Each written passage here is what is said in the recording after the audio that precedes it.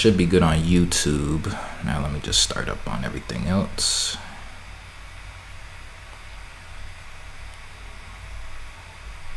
Okay. So let me just do a real quick check, make sure that everything is working as expected. Okay, I'm gonna do create the broadcast. Okay, that one's up. Yep, kick, we're good. Twitch, I think we're good. Yep, live now. And let me just look at YouTube.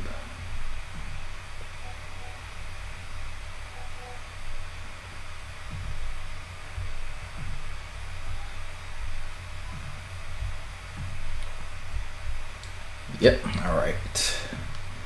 All right, just give me 1 second. Share.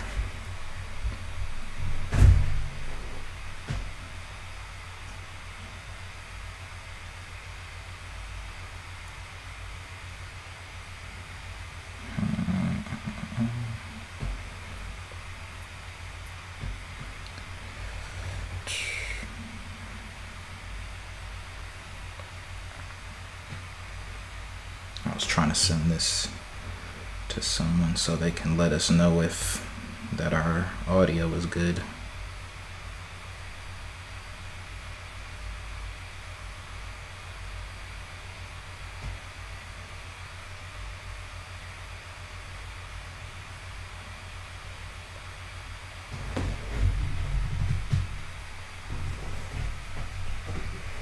Okay, I'm just gonna email it to them.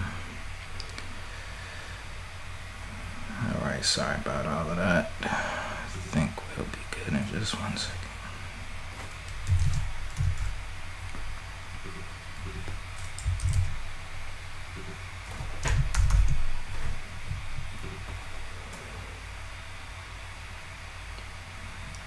Okay.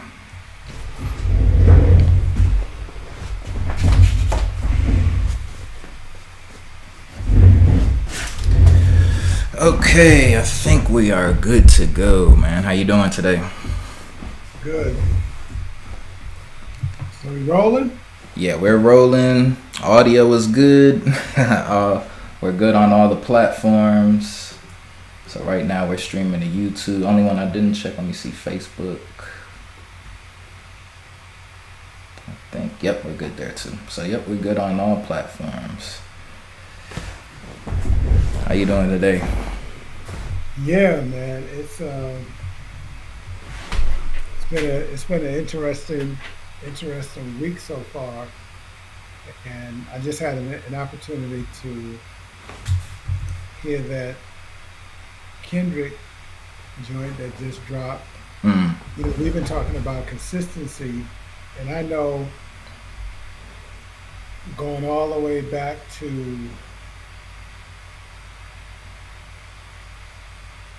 the glory days of rap when battle rapping was really popular, and you had the bridges over with Shan and KRS. That tradition still seems to be intact, mm, although I don't know if it's a little more edgy today mm. or not. You know, I'll let you I'll let you speak to that. But when we talk about consistency, maybe that piece, as far as hip hop, has been consistent. I know that, and of course, when I say I know that, I'm about to defer to you because I'm not in the know as heavily with the the current beast. I know that um, her name just went out of my head. The rapper from Clayton County here in Georgia. Her name just went out of my head. She's a new artist. Big. She had the song Big Energy. What's her name? I know who Lotto. she is. Lotto. Mm-hmm. I know that Lotto and Nicki Minaj Mm-hmm. had a little thing going. And so, at the end of the day, I understood what the motive was back in the day, but I'm going to let you take the floor because I know that we talked in the past a little bit about the beef between Drake and Kanye, Mm-hmm. and now there seems to be something brewing between Kendrick and Drake. So Mm-hmm. take the mic. Okay. So, quick recap for anyone who doesn't know what's currently happening. So, a few weeks ago, on Future and Metro Boomin dropped a project together called "We Don't Trust You." Um, so, already in the name, you kind of get a sense of you know what that's talking about, and really, it's kind of turned out to be representing the sentiment that a lot of people in hip hop are feeling towards Drake.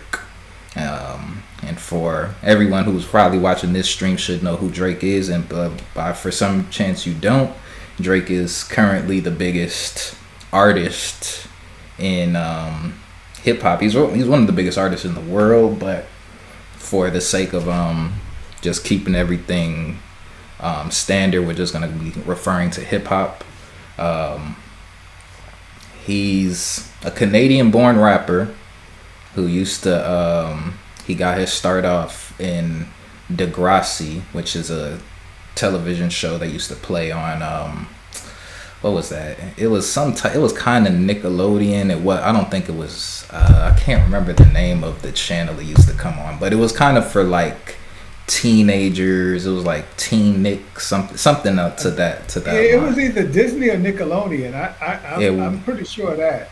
it And then wasn't some. Disney. I don't think it was Are you Disney. sure it wasn't Disney? I'm Okay. not 100% sure it wasn't Disney, but regardless, it was a show where he was being representative of being like the only black student at that school, or one of the only black students at that school. He kind of rapped a little bit, but that's kind of the introduction, my introduction to Drake. And I'll be honest, when I first heard Drake's music, I instantly was like, this guy he's something special, because when I heard his music, I was like, oh, this is something that I really enjoy. And I knew instantly my parents would somewhat like it, or, at least it'd be tolerable, because at that time I remember, as I'm getting into listening to music on my own, then, I'm noticing like, yeah, I can't play everything around my parents, or, my parents aren't finding everything that I'm listening to as palatable. So, but Drake was one of the first artists where I was like, okay, I see he's got something special. Like, I remember this back when I was a freshman in high school playing on the football team, and I was telling my friends like, yo, this is some good music. And so the difference with Drake was he wasn't necessarily being, at that point, I'm trying to think what year this was. This might have been like 2008, 2009. So I think the gangster rap had already kind of died for the most part. Um, I'm just getting out of middle school, and now I'm really starting to find the music that I personally like. Um, and Drake just kind of hit all the marks for me at that age, just in terms of like what he was talking about, how he was rapping, like his voice. He was he wasn't a good singer at first to me, but he's definitely worked and improved on his skills like that. Um, but up until that, while Drake was coming out, Lil Wayne was the hottest rapper anyone had seen. Um, I was in Gwinnett, and a lot of people did like Gucci, which I wasn't. I wasn't really on him at that time.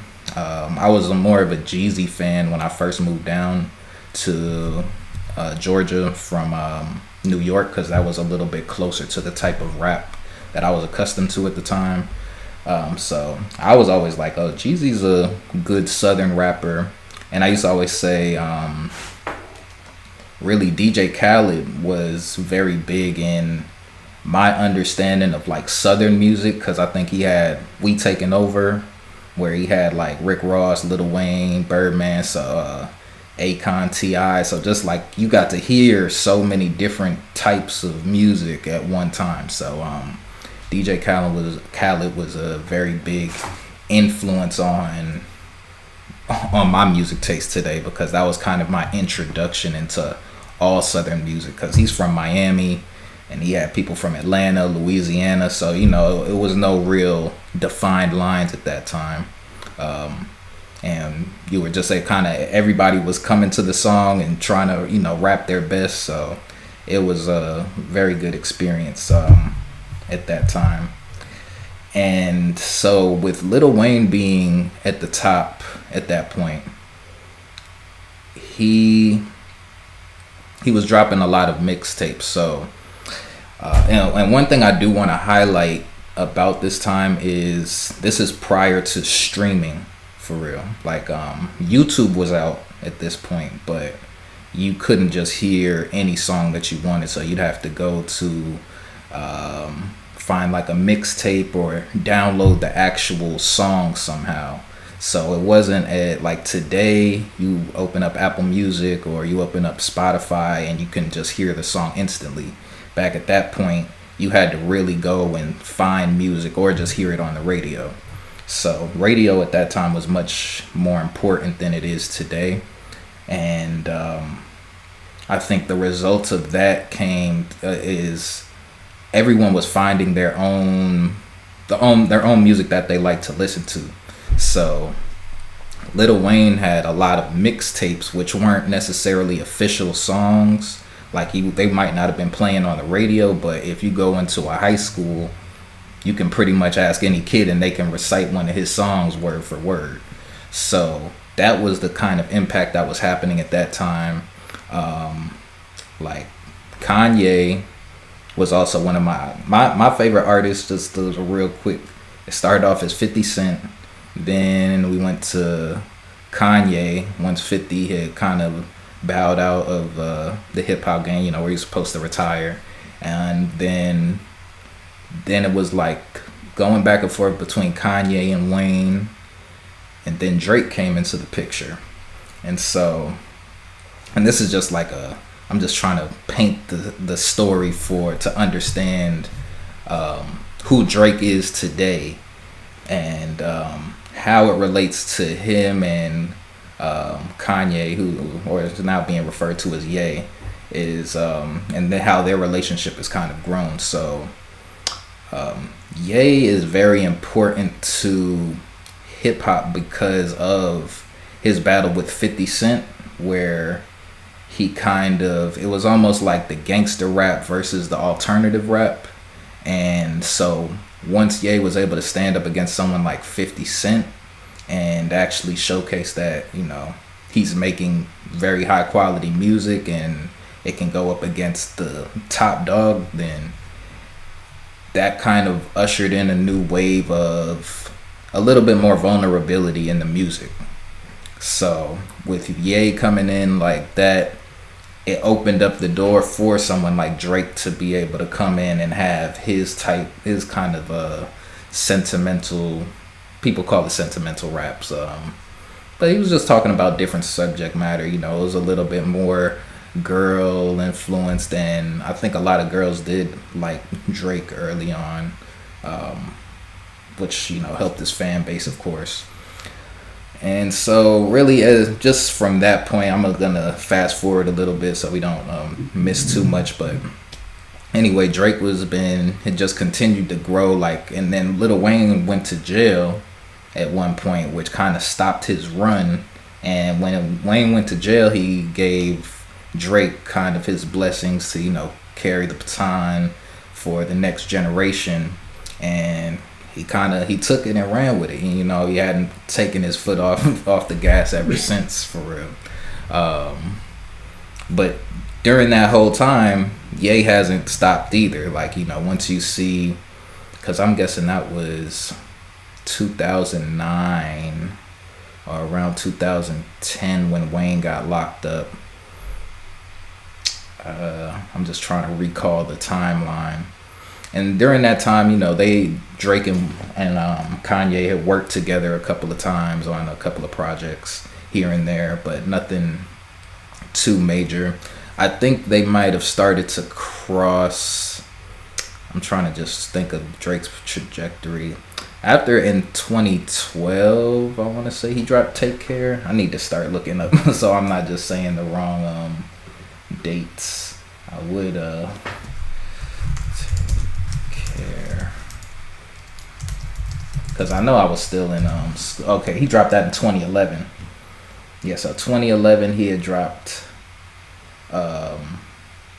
Take Care, which was like, it wasn't his first album was Thank Me Later. That dropped in 2010, and so that was kind of when he had the baton passed to him. And then once he dropped Take Care, then that was when he started to really bubble and kind of have his own identity, and people like saw him as a problem. For Kanye, what did he drop at that time? I really should show the screen. I probably will in the future. But let me not get too caught up. Let me just see this one last discography of Kanye. And then, so in 2010, he had dropped My Beautiful Dark Twisted Fantasy. So that was like one of Kanye's biggest albums up until that point. Kanye had an album called 808 and Heartbreaks as well.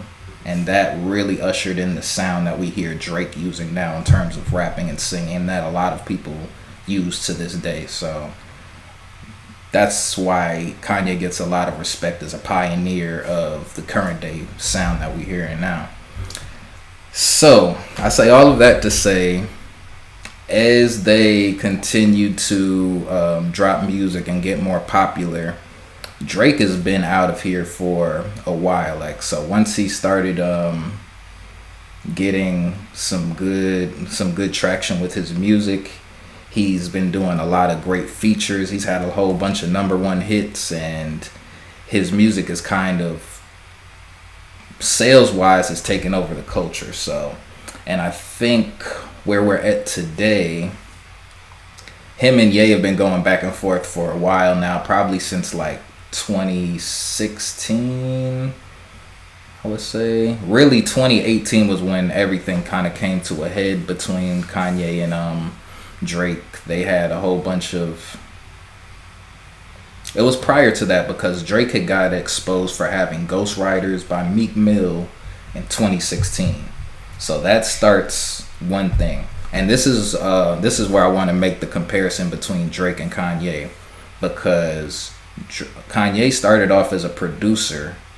So he was producing, making, beats for Jay-Z and making a whole bunch of classic beats, and then he started rhyming over his own beats and became an actual superstar as a rapper as well.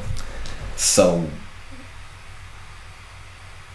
but they were still being kind of compared on the same, they were being graded by the same scale. So although Kanye was mainly a producer who started rapping, he's going up against top rappers like Jay-Z. Like, people would just put him into the category. I do want to fit Eminem in here too, because it's very important to the overall point that I'm making. But as once Drake was kind of exposed for having ghostwriters, I don't think the people who listen to Drake's music didn't necessarily care, but hip hop as a whole was not ready for for that information, and he had to really defend himself a lot against those allegations, which I'm of someone who, I do respect Drake's pen. Like, I do know that he's written a lot of good music and like he's extremely talented. But then when you're looking at it against someone like Kanye, who's making the beat. He's kind to me, Kanye kind of brings a whole song together. So he's making the beat, then he's rapping on it, and making some artwork to go along with it. So it's more of the creative process. But to stay on track, once in 20 once after all of the ghostwriting allegations for Drake were there, then there started to be somebody named Pusha T, who is he was signed to Kanye's label Good Music. And this is a real, like, there's so many things being left out, and I'm trying to think of the most concise way to summarize it. But Pusha T, he actually originally had issues with Lil Wayne, so they had a couple of back and forth, remarks here and there, nothing major. But once Pusha T got involved in the Drake and Kanye issues, it was, which I'm really, as I'm thinking about it, I'm trying to just remember what might have initially started the Drake and Kanye. I believe it was like over some beats. I think Ye had sent him like a trolling type beat where he was kind of already rapping over it. It was called Lift Yourself, and it was like, you might have heard about it where he's like poop diddy scoop, whoop diddy scoop, something like that. So Ye did that to Drake. And just for the risk of not getting because that wasn't the whole point of this, I was just trying to give a quick synopsis. Regardless, this is where traded, and Drake, this is in 2018, Kanye had dropped 4 albums back to back. One was with Tiana Taylor, one was with Pusha T, one was with Kid Cudi, and one was a solo album called Ye. And on this album with him and Pusha T, he had sent Pusha T had dissed Drake on one of Kanye's beats, and which had prompted a response from Drake, who kind of really more went at Kanye instead of going at Pusha T. Drake did mention Pusha T a little bit, or he mentioned Pusha T's wife, and then that prompted Pusha T to release a song called The Story of Adidon, which had then let people know that Drake had a secret son that nobody knew about at the time. And so, and he had a picture of Drake in blackface. Actually, let me see if I can share my screen, because I would definitely love to show you that. Have you seen I don't know if you've seen that. It's called The Story of Adidon. No, I've not seen anything with Drake in blackface. I've not seen Okay, hold on. Yeah, I'm going to have to show you that one. Hold on, let me see. Where can I pull that up? Okay, so I got a new tab. I'm going to share. I don't know. Can you see my screen? I don't know if... Yeah. Okay.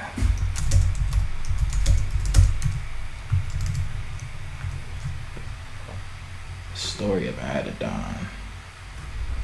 I don't think it's gonna show up on.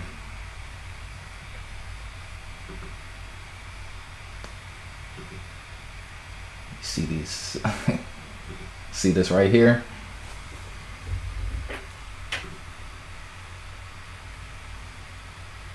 Wow, is that really him? That's really Drake. So what was that about?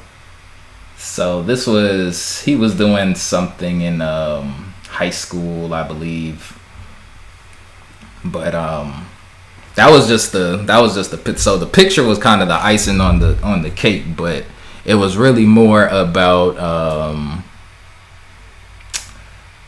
his secret child, basically, that he had, because he wasn't trying to let anybody know. And one thing Drake does is he makes you think that things are, that he's being very personable with you, but he's not telling you everything that you need to know. So that brings us to, so he was battling that for a while, and that's just sparked a whole bunch of back and forth. Like, Drake sent a lot of different subliminal records towards Kanye since then. Um, and throughout the years, I mean, a lot of people were still, like, Drake was still very prevalent in the culture. Like, you know, he was still doing songs and features. So at that point, you thought nothing really came of it. Um, and so he never really responded back to Pusha T. And the word was that in order for him to respond back to Pusha T, would have had to go get too disrespectful. He had a guy named like Jay Prince come in and kind of mediate the beef between Pusha T and Drake, and ultimately Kanye. So over the years, they've been acting like they've pieced it up and everything. And you know, everyone's kind of gone their own separate ways.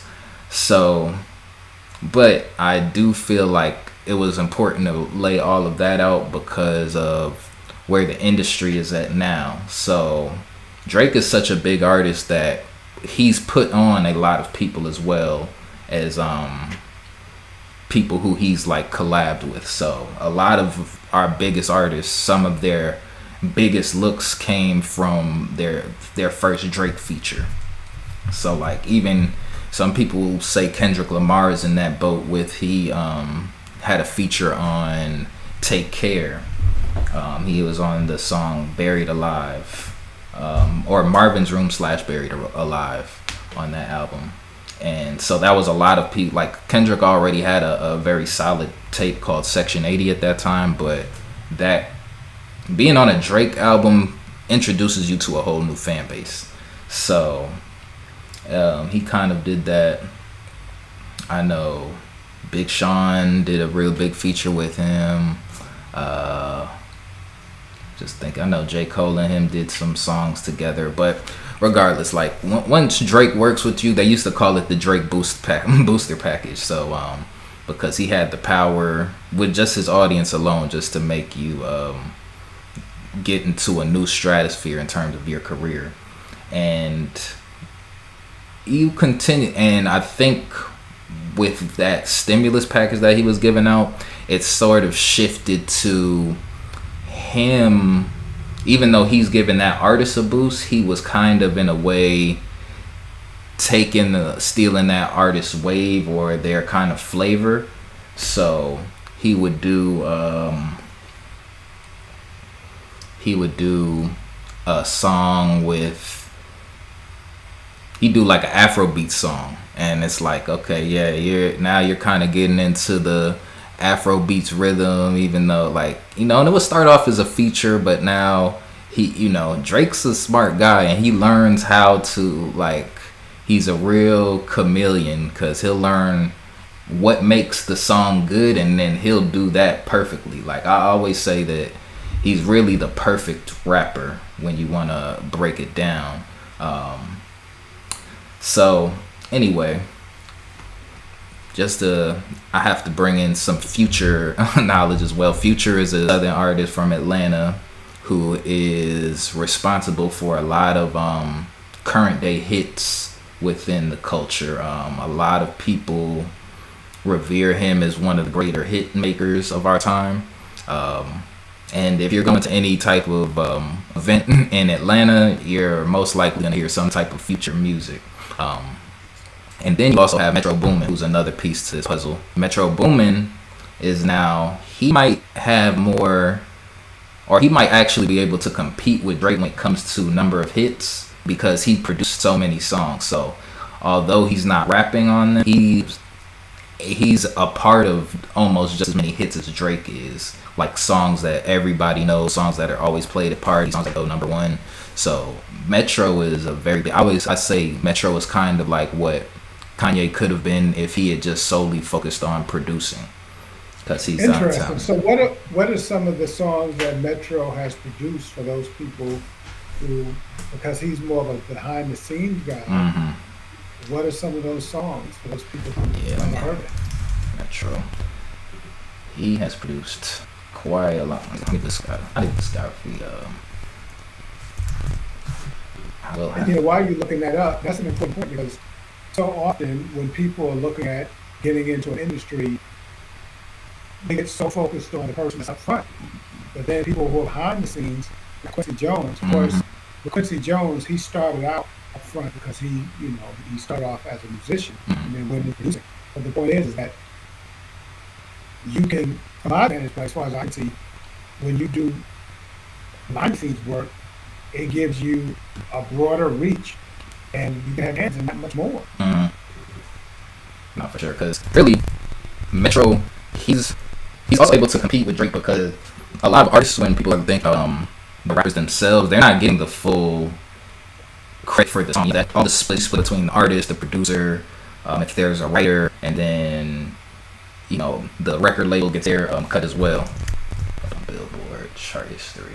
Yeah, let me think of some of his. I'm trying to find some of his top songs. So I'm looking on Billboard. What songs he produced? Because he has. Well, I mean, there's one. He has 10 top 10 hits and 87 that been intro. So his number one song, his first number one song, just came originally like that with Future and Kendrick Lamar. So that's what's currently number one. He also has, let's see, he has a song called X No Heart with 21 Savage vocals. He said a song Running, Calling. What's this? Yeah, but a lot of these are just showing like the songs that he's actually like released on his own project, not necessarily ones that he's produced on. But he's a very well known producer with a lot of hits. So I think it's been showing that they don't necessarily need Drake to make one singer. And I think one thing people feel is that Drake kind of came down and had to get less by in order to do out of be as big as he is in certain arts. But let me give me wait 1 second. I'll be right back. 1 second.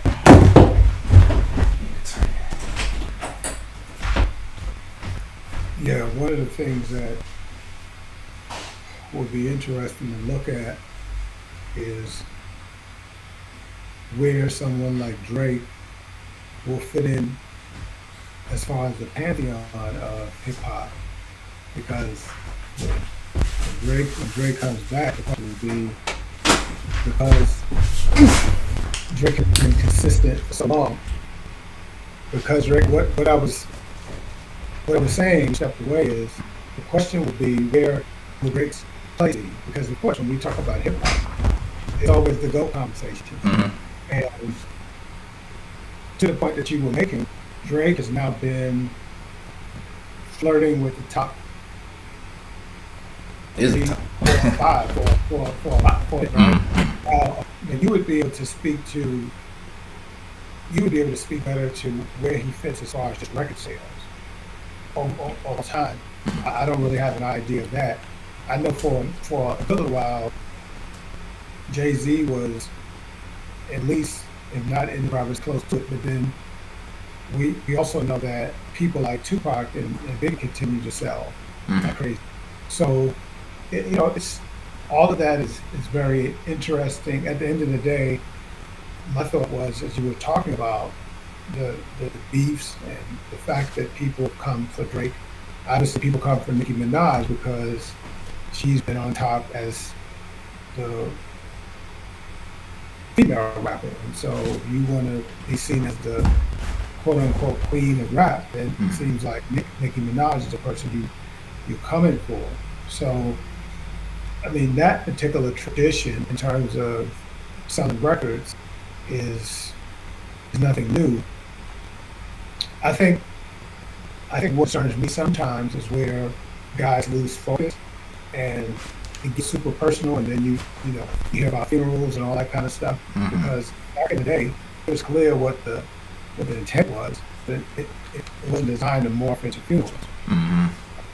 So, Speaking of that, I think that's how little that this Drake's beefs don't really necessarily spill into the streets. There have been talks of certain retaliations going on based off of certain diss records, and I think that's where people now are coming to a crossroad with Drake, because even him, he's like, he'll rap like, I wasn't even really gangster till now. He said that on maybe his last project 2 projects ago. So just as he continues to get big, I think now the culture feels like he's gotten a little bit too big for his britches, and he's starting to disrespect, or people feel that he's starting to disrespect the people who bless him to be in this game and to be accepted the way that he is accepted. So when you do hear Drake on some of these songs. Like him and Rick Ross make some really good music together. And if you hear, when you think about just kind of bringing it back to, remember when we were talking in the last episode when we were talking about kind of people smoking as like a way to see if they can trust you, and it's almost to that degree. Like, you know, he went to through certain like I wouldn't say acceptance rituals, but just like rites of passage, I guess. Like, you know, by being around somebody like Rick Ross or being around somebody like Lil Wayne, like, you know, people who were there to vouch for him, to like let him in a group and be like, oh, okay, you're a cool guy. Like, you know, we can listen to you, do this, that, and the third. So, and I think now that he has amassed so much fame and fortune, he's kind of, or people feel like, I'm saying people in the game feel like he's not necessarily paying the right homage to the people who helped him get to where he's at right now. Now, one thing I have to bring up in this is race, and I think something that a lot of people don't like to talk about when it comes to Drake. But for those who don't know, Drake is half black and half Jewish. He's born in Canada. I believe his father is from Memphis, Tennessee, and his mother is from Toronto, Canada. Although he grew up with his mother and in what he referred to as an all Jewish neighborhood. So I say that to say that I believe a lot of times when we're looking at the numbers or referring to the numbers in hip hop, we have to remember the Tiger Woods effect, and I call it the Tiger Woods effect. When black people would tune in to watch golf, me in particular, I would be watching for someone who looked like me. Like, you know, so if I see Tiger, I tune in a little bit more, and I'm sure that over the years, Tiger's numbers, just in terms of views, because you have a whole another race of people tuning in just to you, as opposed to somebody else who might be just as good or maybe a little bit better. So I always refer to that when it comes to hip hop and when it comes to record sales, because the number one consumers of hip hop is white culture, or white people. So I would think, just off of speculation, they would want to see themselves being represented in a genre as well, such as even if there was a black country artist, that might be the only artist that I might tap into or listen to. Like, I did listen to Beyonce's last country album. I probably wouldn't have listened to a country album if it wasn't for Beyonce. So I'm going off of that premise just to keep it simple. But that also speaks to where Eminem comes in, because I am of the belief that Eminem is one of the best technical rappers that we have ever seen, but that not translate into cultural relevance that people try to give him by bestowing him as being a GOAT. And I feel like the reason that people aren't able to look at Eminem as a GOAT is simply because of what we want hip hop to overall represent and who we want it to speak for. So it is weird if we're using this as quote unquote CNN of the streets, or just kind of a news outlet of the streets, and something that's supposed to be representing how the black experience within America is now being outsourced to someone who's now able to make it much more marketable. Like, and that's something that we have to keep in check, because hip hop is not where it's at today without Eminem or without Drake. Simply, and you can continue to see that by how many records Eminem continues to sell. He hasn't dropped the project. I think he might have dropped the project 2020. I think that was called Kamikaze, something like that. But when you look at the numbers that Eminem continues to sell on a daily basis, not even dropping a number one hit in the past, I would say, I don't know when the last time, I don't even want to misspeak, but it's been a long time since I heard like a number one Eminem song. But just to see how he continues to dominate the charts speaks to who's actually purchasing or, you know, listening to this music. And so when you see Drake has that appeal to a white audience, has that appeal to the black audience. And I'm gonna say a very big thing, and if anyone who's paid attention to hip hop throughout the years, it's a big taboo for a white artist to say the N-word. So, as we're looking at artists who are of mixed race, and we're talking about people seeing themselves in the image of the artist that they're, you know, listening to, that gets a lot deeper when it comes to Drake, J. Cole as well. There's another artist named Logic, and this isn't to say that I'm of the belief that, you know, people of mixed race have completely separate struggles. Like, I'm not here to diminish anything that they go through or any plights that they suffer through in their lives, but it's still not directly the same as a black experience. And I think when you do listen to some of the mixed rappers, they still lean a little bit more towards their blackness in order to take certain things off or to say certain things but they still have appeal to their like fan base that they're able to connect. And I think that being someone like I'm from Oceanside, New York, and I grew up in a predominantly white neighborhood, and that's something that I can see just in terms of the communication and how certain things translate between black people and white people. And my white friends in New York, their probably favorite, they don't even listen to rap like that. But if you ask them to name a rapper, they're probably gonna say Eminem. Yeah, probably they don't really listen to new music, but they're just kind of. I always tell people, especially like black people down here, that most of them don't know your favorite black black rapper or who you think is the best rapper. They're not known to the mainstream or worldwide the way that you know them. They don't have a song that was hitting the chart, just like I was talking about Lil Wayne earlier. Lil Wayne has hundreds and hundreds of songs, but his top 5 songs that a lot of white people or your average white person might know is probably like some of his worst music. That's a real Lil Wayne fan, and so that has always once you bring numbers into a conversation, that always skews the discussion in terms of who's the greatest and who's not. Like I think Big and Pac, they still get a lot of streams and album sales because of their legacy. But as time goes on and we have new artists coming in, starting off in the streaming era, like some of their numbers are getting blown out by some newer artists. So, and that's just more speaking to the times. Like it's some artists who recently passed away, like Juice WRLD and XXXTentacion. Some of their streaming numbers have surpassed Big and Tupac, although they were very young. But their fan bases stream music so much, especially after their passing, that they start breaking records and they're cementing themselves in hip hop history, although they were around that long. Similar to how Pac and Biggie did once they passed away. So you make me, as I listen closely to what you were sharing about Drake, of course, and both of them, Drake and them, are both really strong rappers. Mm-hmm. Like since I'm more of a hip hop purist, I don't particularly into singing. Right? I'm more into rapping. Okay. But one of the things that I was thinking about as I was listening to you and record sale with audiences, it made me think about other vocal artists, and with all the talent that MJ had, I wonder if he hadn't had that Kid Lago, if he would have been as big, because of course once he got really light and one issue his features and look, I wonder how much that played into